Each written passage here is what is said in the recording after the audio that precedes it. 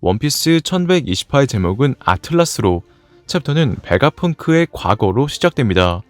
26년 전 세계 정부의 과학자로 펑크 해저드에서 연구하고 있는 베가펑크에게 고고학자 클로버 박사가 찾아왔고, 클로버는 함께 공백의 100년을 연구해달라 부탁합니다. 이에 클로버가 말하길 이 세상에는 내버려 두기엔 너무 깊은 어둠이 있다며 연구가 진행되면서 다른 분야의 지식이 필요하다 말하죠. 이에 베가펑크는 자신은 보이는 대로 정부의 연구자로 어떤 데이터도 넘길 수 없다 말하며, 클로버 당신은 완전히 감시당하고 있다 말합니다. 이어 정부가 왜 당신을 살려두고 있는지 알고 있을 거라며, 그 이유는 동료들까지 뿌리 뽑기 위해서로 과거의 선악 같은 건 함부로 판단할 수 없기에 연구에 손을 떼라고 조언하죠. 베가펑크의 말에 클로버 박사는 과거 D라는 이름을 가진 사내가 어느 날 갑자기 눈앞에서 살해당했는데, 그 사내는 태어났을 때부터 함께 자란 형으로 자신의 본명은 클라우 D 클로버라 말합니다. 이어 자신은 그때 거짓말을 해서 살아남았다며, 이 세상에 태어나 이름이 붙여졌다는 것만으로 죽는 인간이 있다는 게 말이 되냐며 아무도 모르게 사라져가는 역사가 있다 말하죠. 하지만 베가펑크는 협력 같은 건 안 한다 말하며, 지금 이야기는 최대한 잊어버릴 거로 최대한 조심하라 전하는데, 그럼에도 클로버는 난 반드시 풀어보겠다며 과거로부터 목소리가 들려온다 소리칩니다.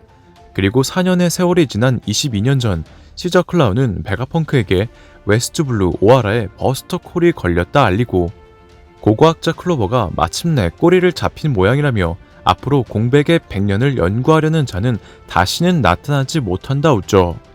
시저 클라우는 말에 베가펑크는 클로버 박사의 말을 회상하며 결국 오하라에 들려 클로버를 조문했고, 물속에 있는 많은 책을 보며 탈출할 시간 정도는 있던 걸로 보이지만 이 대량의 문헌을 후세에 남기려고 모두 죽은 거냐며, 대체 어디에 유별난 놈들이 죽음을 각오하면서 당신들의 연구를 이어갈 거라고 생각하냐며 눈물을 흘리죠. 현재로 돌아와 베가펑크는 방송에서 누군가 과거로부터 목소리가 들려온다 했다며, 역사는 승자들이 전해 내려가는 것으로 해저 깊이 잠긴 패배자들의 목소리는 너무나도 작지만 많은 희생으로 마침내 발견되었을 진실을 지금 세상에 전했다 말합니다. 한편 에그헤드 랩페이지에 있는 밀짚모자 적단은 탈출하기 위해 바다에 뛰어내리려 하지만, 릴리스는 이 배에 가속장치가 붙어있다는 건 이해했지만 지금 쫓아오는 나스조로성 때문에 도움닫기 속도가 조금이라도 떨어지면 배는 바다에 닿지 못하고 부서진다 말합니다. 릴리즈의 말에 아틀라스는 릴리즈를 기절시키고 릴리즈를 부탁한다며 방해물은 자신이 제거할 거라 말하죠. 이렇게 릴리즈가 기절하여 연결이 끊어지자 요크는 남은 건 아틀라스뿐이라고 오르성에게 알리고, 나스조로성은 써니오를 습격하려고 하는데, 그 순간 아틀라스가 나스조로에게 돌진합니다. 하지만 아틀라스는 나스조로에게 한쪽 팔이 잘리는데, 그럼에도 아틀라스는 여의치 않고 나스조로성을 막았고, 아틀라스의 희생에 징배는 써니오에 장착되어 있는 쿠드 버스트를 사용하여 써니오를 날립니다. 한편 해군들은 괴물 같은 오로성과 거대 철거인의 등장에 무슨 상황인지 파악하지 못하고, MS를 본 루피는 거대 로봇이라며 좋아하는데, 루피를 본 거대 철거인 MS는 루피에게 조이보이 다시 만나서 기뻐 라고 말하고, 조이보이라는 말에 루피가 의아해하자 MS는 너를 말하는 거라며 루피에게 먼저 가라, 너의 적은 나의 적, 다시 조이보이를 위해 싸울 수 있어 기쁘다 말합니다. MS의 말에 루피는 말할 수 있는 거냐며 대단하다고, MS는 조이보이가 위험하다며 자신이 지킨다 말하죠. 그리고 거대 철거인 안에서는 자신의 목소리가 무사히 전해지길 기도한다며 900년 전 전쟁 이야기를 한쪽에서 듣는 것도 어리석겠다는 베가펑크의 목소리가 계속 들려오는데, 이에 워큐리성은 이 녀석을 가루내지 않는 한 베가펑크의 연설은 계속될 거라고 말하죠. 한편 MS의 말에 루피가 배로 돌아가자 거인들은 출항하려 닻을 올리고, 이어 저 거대한 게 우리 편인지 물어봅니다. 이에 루피는 그래도 지킨다 말했었다며 조이보이란 녀석이 누군지 물어보고, 루피의 말에 거인들은 아무것도 안 들렸다며 출항하는데, 이를 보고 있던 해군 중장들이 배를 공격하고, 계속되는 베가펑크의 방송에 주피터 성은 MS를 공격하죠.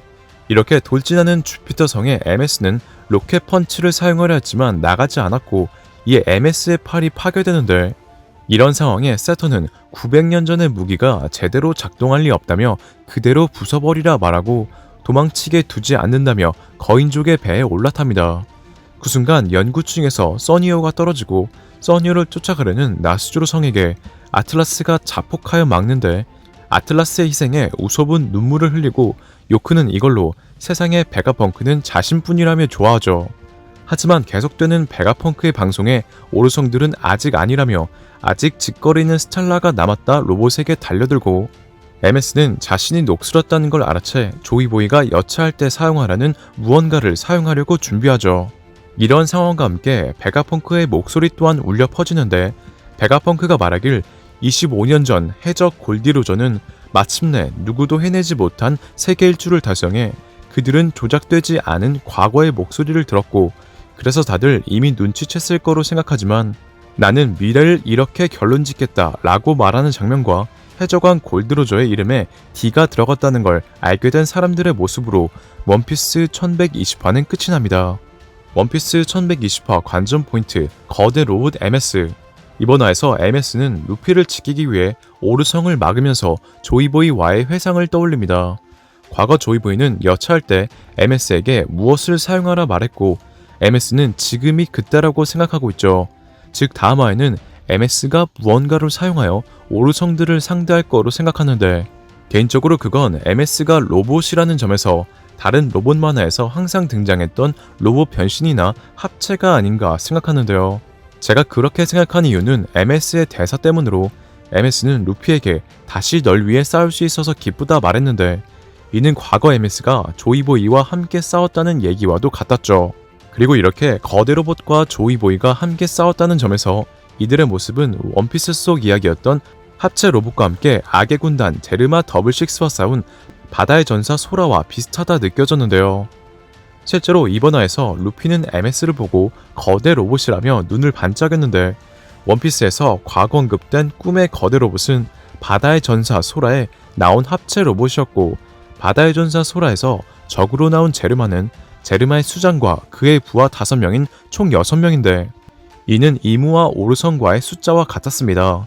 이러한 이유로 만약 바다의 전사 소라와 합체 로봇이 악의 근원 이무와 오르성과 싸우는 니카와 거대 로봇 MS를 오마주한 거라면 바다의 전사 고대 로봇이 합체 로봇이었다는 점, 이번 화에서 거대 철거인의 등에 어떠한 장치가 있었다는 점에서 거대 로봇 MS는 다른 로봇 만화처럼 다른 형태로 변신할 수도 있어 보입니다.